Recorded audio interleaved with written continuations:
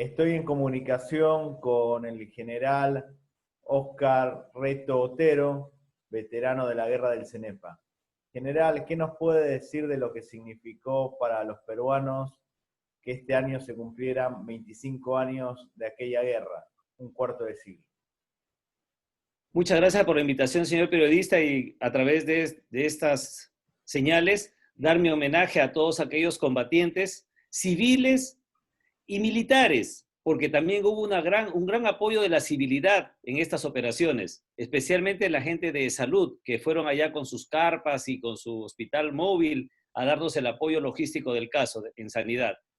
Este conflicto significó pues el fin de tantos años de guerra. Como dijo un coronel ecuatoriano de quien vi su entrevista, a quien usted amablemente entrevistó, esta guerra El pues coronel viene, Guillermo Pacheco.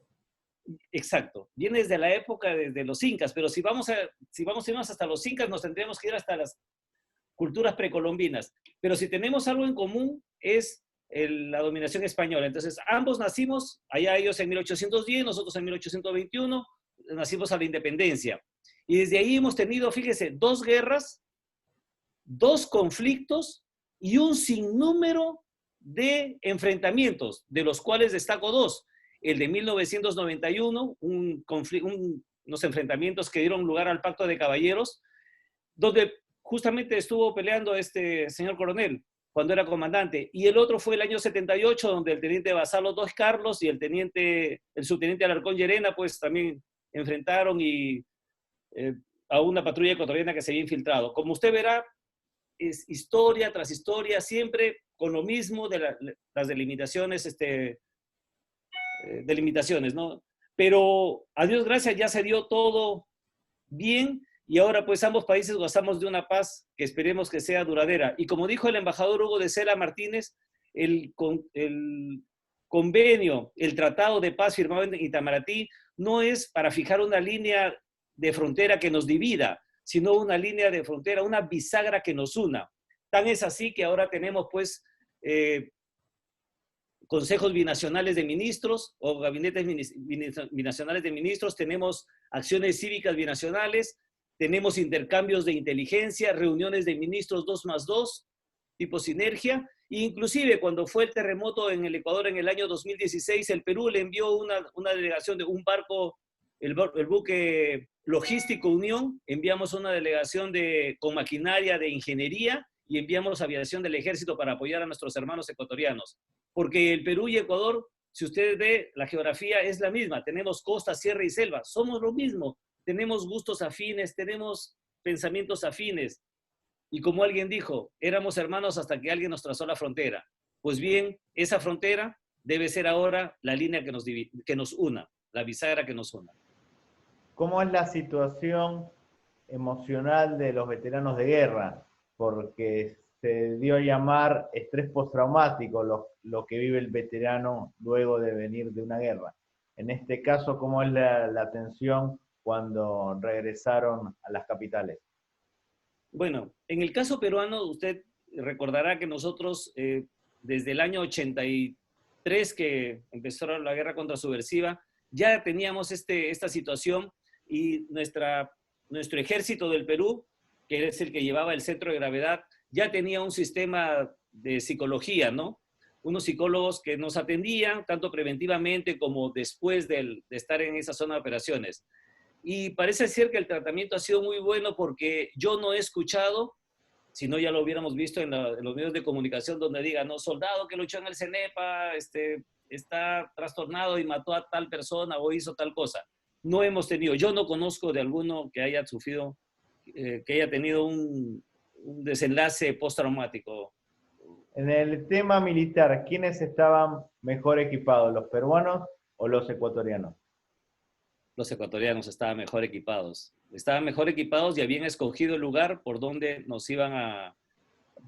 ellos ingresaron, ¿no? Usted recordará que ellos trabajaban con la doble toponimia, por eso es que Paquilla y se metieron, colocaron un lugar dentro de Perú y nosotros le pusimos falso Paquilla.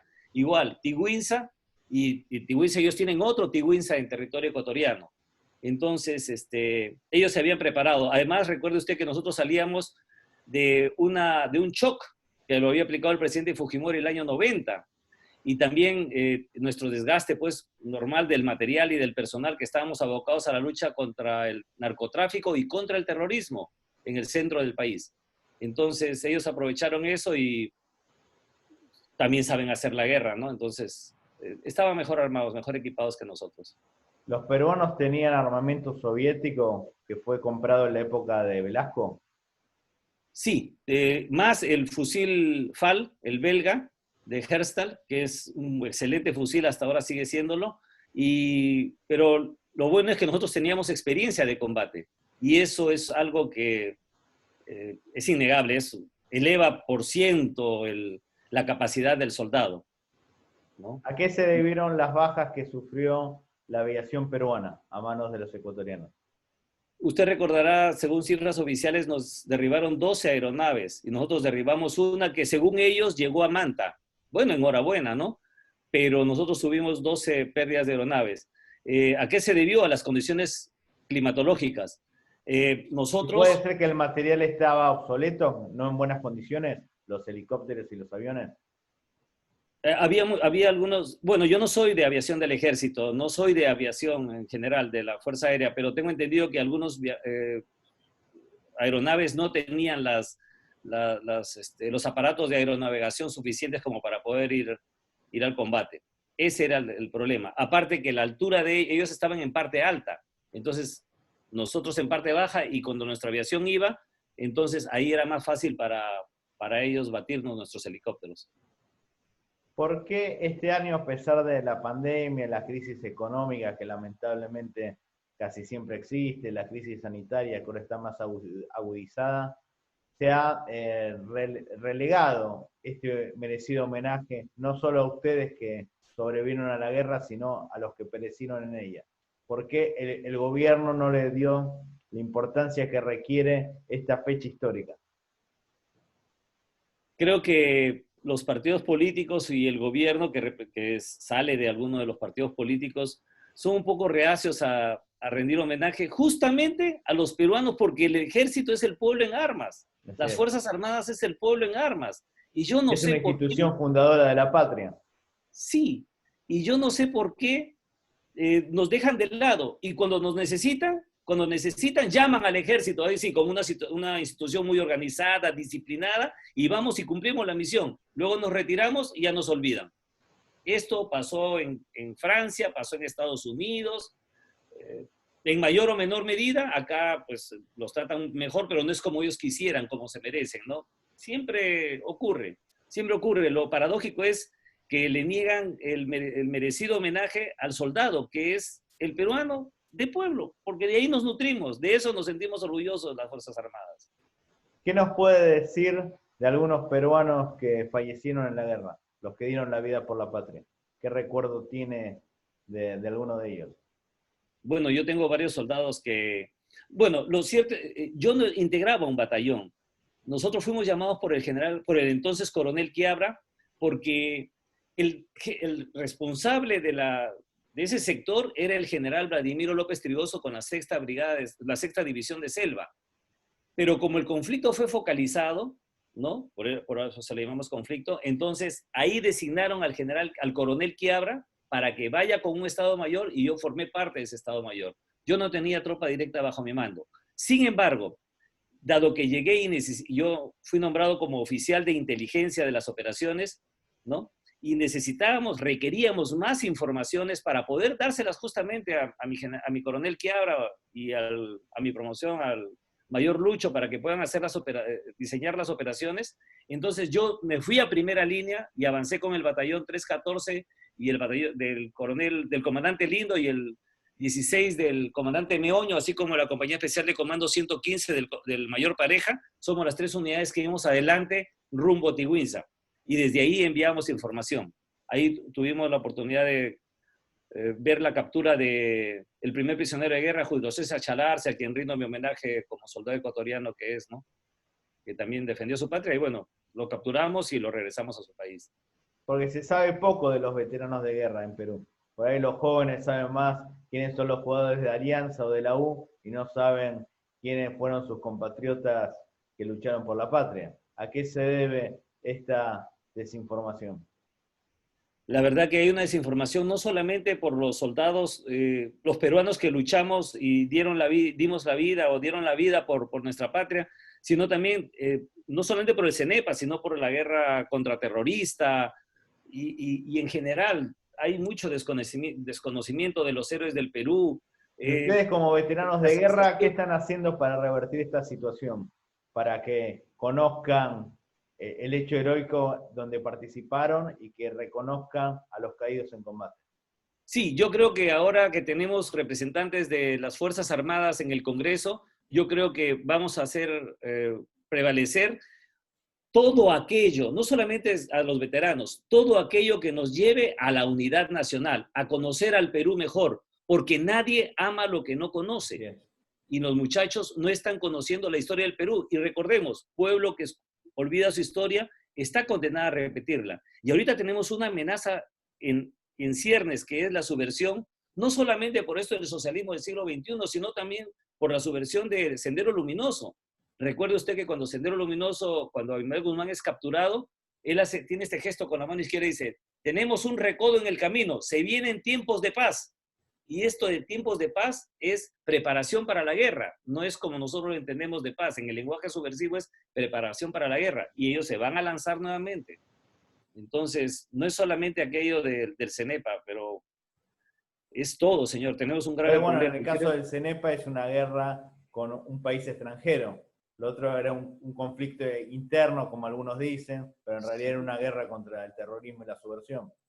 Lo que quiero referirme, señor periodista, es de que en los colegios no están enseñando lo que debe ser el amor a la patria. Parte de ello es la guerra externa, guerra interna, los problemas internos, las cosas buenas que suceden en nuestro país, no las conocen los muchachos. Entonces, ahí ¿Y los políticos las conocen? Porque a veces la educación es producto de que los políticos no tienen el amor ni el interés por la patria. Sí, esta es una degeneración que viene desde tiempo ya de la época de los 70 más o menos, ya viene esta desinformación en los colegios, desgraciadamente avalada por los gobiernos de turno. ¿Cómo le explicaría a un joven peruano que es un veterano de guerra? Porque a veces hasta se usa mal esta palabra, se dice es combatiente, en realidad la palabra técnica es veterano de guerra.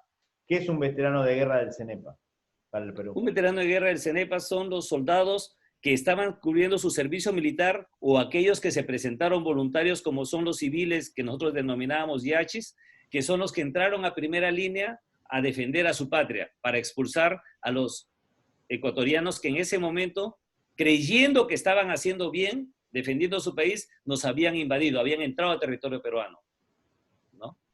Ese es un combatiente, un veterano de guerra, que ha estado en guerra, que nos ha caído las bombas de la aviación, que nos han caído los morteros, la artillería, que hemos combatido palmo a palmo el suelo patrio, que hemos intercambiado disparos con ametralladoras, con MAG, con RPG inclusive, ¿no? Entonces, aquellos que nos han silbado las balas, esos somos veteranos. Hay una iniciativa de algunos veteranos de guerra de Argentina, de Perú y de Ecuador de crear una federación latinoamericana de veteranos de guerra. ¿Usted qué piensa al respecto? Yo pienso que estaría bien, porque justamente soy de los que piensan de que ya debemos... Mire, voy a irme un poco atrás para la historia, ¿ya? Desde los albores de la humanidad, como les digo a mis alumnos en la Escuela de Guerra, los pueblos se han peleado entre pueblos, entre tribus, entre provincias, entre departamentos, el Perú del Norte con el centro cuando fue la Confederación, después nos hemos peleado con el Ecuador, con Colombia, bueno, con Brasil no, pero con Bolivia, con Chile, hemos tenido guerras. Pero si tenemos en cuenta en los últimos 51 años, ¿cuántas guerras han habido entre países aquí en Latinoamérica? Solamente han habido 3, señor periodista. El año 69 fue la guerra de Honduras con El Salvador. Sí, la guerra del fútbol. Exacto. Luego vino el conflicto del CENEPA en el 95 y antes el conflicto de Falso Paquicha en el 81, también entre Perú y Ecuador. Después no ha habido ninguna, excepto las que ustedes tuvieron en Argentina contra el Reino Unido de Irlanda y Gran Bretaña, ¿no? Entonces, ya hay mecanismos muy fuertes, como es la Corte Internacional de la Haya, que ve estos problemas limítrofes. Ha visto el problema de Perú con Chile, el problema marítimo, ya lo solucionó. Está solucionando ahorita el problema del reclamo de las aguas que está pidiendo, su salida al mar, que está pidiendo Bolivia. Ha visto el problema de Nicaragua con Colombia sobre la delimitación marítima. Está viendo el caso de Venezuela con Guyana. Sí, entonces hay mecanismos que hacen ver de que ya no hay necesidad de estar con celos entre países. Ahora debemos de ser una sola fuerza armada, inicialmente cada país, ¿no? Y poco a poco ir buscando, así como ha sido en Europa, y yo creo que eso podría ayudar como un mecanismo de confianza para poder... y además para revisar la historia. Un bloque, ¿perdón? Para revisar la historia y para poder explicar lo que ustedes vivieron. Sí, porque usted verá ahorita, son bloques, señor, son bloques económicos. El siglo que se nos viene, o en el que estamos ya, y el que se nos viene, va a ser de bloques. Entonces, si Sudamérica, Latinoamérica se va a presentar desunida, los bloques asiáticos, europeos, norteamericanos, nos van a llevar de encuentro. Nos van a llevar de encuentro. Tenemos ya que presentarnos como bloque. La última pregunta. ¿Qué cambió en su vida militar luego de la guerra del Cenepa? Uy, señor, yo me ofrecí voluntario para ir a primera línea y en ese momento solamente pensaba en mi patria, pero cuando salí, regresé al puesto de vigilancia número 1 donde estaba mi coronel Quiabra, ya digamos un poco a retaguardia. Ahí ese día pensé, has entrado, Oscar Reto, y si te morías, ¿qué le dejabas a tu esposa? Nada, porque ni casa tenía, ni carro tenía. Le dejaba 2 preciosos hijos nada más y una pensión. Y eso me hizo pensar el valor de la familia.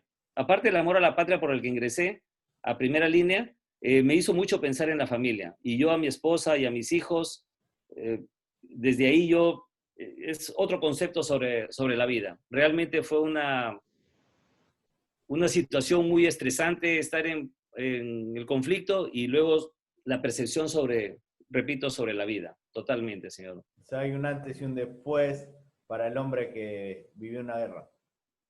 Sí, hay antes y un después. Hay antes y un después, así es. Muchísimas gracias, general, muy amable. A usted, señor periodista, y muchas gracias y mi saludo a todos los excombatientes, tanto peruanos como ecuatorianos, porque somos hermanos y porque cada uno peleó por defender a su patria. Muchas gracias, señor periodista.